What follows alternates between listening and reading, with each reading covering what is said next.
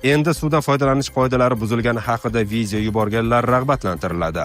Rossiya O'zbekistondan olgan notaga munosabat bildirdi. Marshal Do'stum Afg'onistonga qaytib Tolibonni yakson qilishini aytdi. Tramp Netanyahudan G'azodagi urushni to'xtatishni talab qildi. Mask Tramp janjali tugadi. Ilon uzr so'radi. Bu men va Putinning ishi. Zelenskiy hududlar masalasini o'zi hal qilishini aytdi. Moskva shahri va Moskva viloyatida ro'yxatdan o'tishdan qiynalayotganlar uchun yangilik. Sizlarga 100% ishonchli ro'yxatdan o'tish xizmatini taklif etamiz.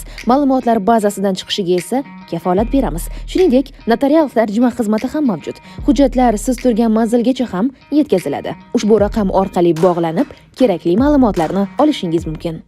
Endi suvdan foydalanish qoidalari buzilgani haqidagi video yuborganlar rag'batlantiriladi.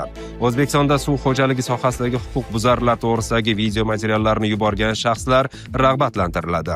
Bu haqda joriy yilning 7-iyun kuni qabul qilingan hukumat qarori bilan tasdiqlangan jismoniy shaxslar tomonidan qayd etilgan suv xo'jaligi sohasidagi huquqbuzarliklar to'g'risidagi fotosuratlar va video yozuvlarni qabul qilish, ko'rib chiqish hamda ularni taqdim etgan shaxslarni rag'batlantirish tartibi haqidagi nizomda so'z boradi.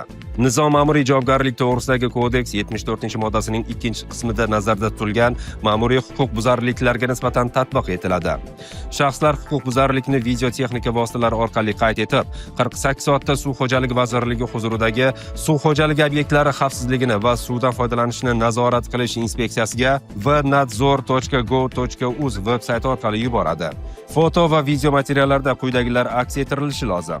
Sodir etilgan huquqbuzarlik sodir etgan shaxs to'g'risidagi ma'lumotlar, huquqbuzarlik sodir etilgan manzil, aniqlangan sana va vaqt, qoida tariqasida foto va video materiallarining davomiyligi 120 soniyadan oshmasligi lozim. Foto va video materiallar 10 kun muddatda inspeksiyaning mas'ul xodimi tomonidan ko'rib chiqiladi. Marshal Do'stum Afg'onistonga qaytib Tolibonni yakson qilishini aytdi. Afg'oniston davlat va siyosat arbobi o'zbek asli Marshal Abdurashid Do'stum Turkiya poytaxti Anqarada Qurbon hayiti munosabati bilan o'tkazilgan yig'ilishda Tolibon hukumatiga tahdid qildi. Bu haqda Afg'oniston International xabar qilgan.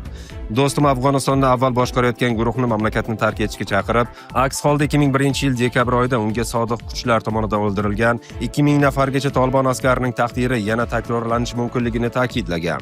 U tarixda Dashti Layli qirg'ini nomi bilan yodda qolgan voqea bu safar yanada keng ko'lamda sodir bo'lishi mumkinligini urg'ulagan. Qolaversa, general bu safar Tolibonning qochish uchun hech qanday yo'l qolmagani va ular tanlaydigan har qanday yo'l muxoliflar qo'lida bo'lishini bildirib o'tgan. Ertaga yana bizni ayblab Dashti Laylida nima bo'ldi demasinlar. Hozir na Tramp, na Putin va na Afg'oniston qo'shinlari Tolibonga ishonyapti. Xalq ishonchi komil bo'lsin. Tolibon qanday kelgan bo'lsa, shunday ketadi. Bu hazil emas. Mazkur holat yuzasidan Tolibonning Ezgulik vazirligi matbuot kotibi bayonot berib, muxolifat yetakchilarining tahdidlarini safsata deb atadi.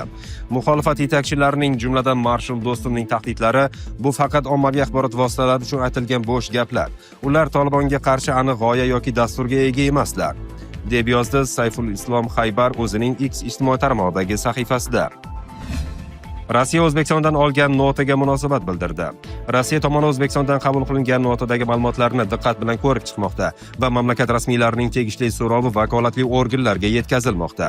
Olingan obyektiv ma'lumotlar belgilangan tartibda Toshkentga uzatiladi. Bu haqda Rossiya Tashqi ishlar vazirligi rasmiy vakili Mariya Zaxarova ma'lum qilgan. O'zbekiston elchixonasidan nota olingani munosabati bilan undagi ma'lumotlarni sinchkovlik bilan o'rganmoqdamiz. Huquqni muhofaza qilish va boshqa xizmatlar orqali bizda bevosita aloqa kanallari mavjudligi qayd etmoqchiman. Ittifoqchilar o'rtasida odat bo'lganidek, suhbat ochiq va har qanday signal diqqat bilan ko'rib chiqiladi. O'zbekiston tomonining yuqorida qayd etilgan murojaatga vakolatli organlarga yetkaziladi. Qabul qilingan obyektiv ma'lumotlar belgilangan tartibda sheriklariga o'tkaziladi, dedi Zaxarova. Tramp Netanyahudan G'azodagi urushni to'xtatishni talab qildi. AQSh prezidenti Donald Tramp dushanba kuni Isroil bosh vaziri Benyamin Netanyahu bilan 40 daqiqalik telefon suhbati o'tkazdi.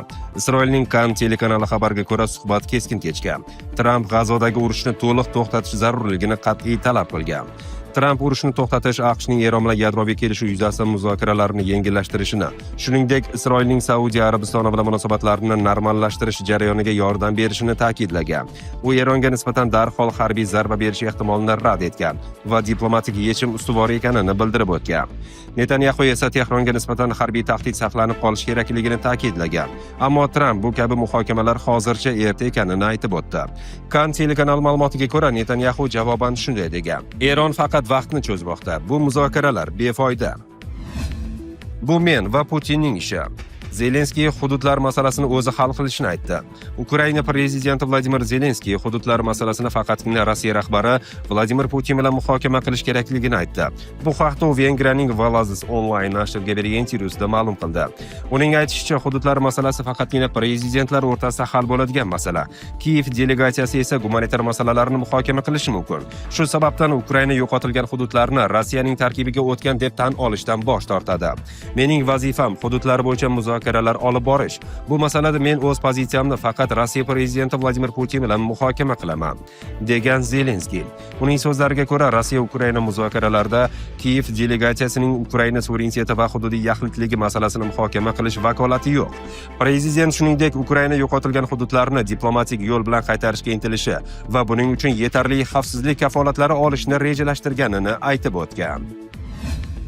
Musk-Tramp janjali tugadi. Elon Musk uzr so'radi. Amerikalik milliarder Elon Musk o'tgan hafta jamoatchilik orasida shov-shuvga sabab bo'lgan AQSh prezidenti Donald Trump haqidagi so'zlari uchun afsus ekanini bildirdi. Bu haqda u 11-iyun kuni X ijtimoiy tarmog'ida yozgan.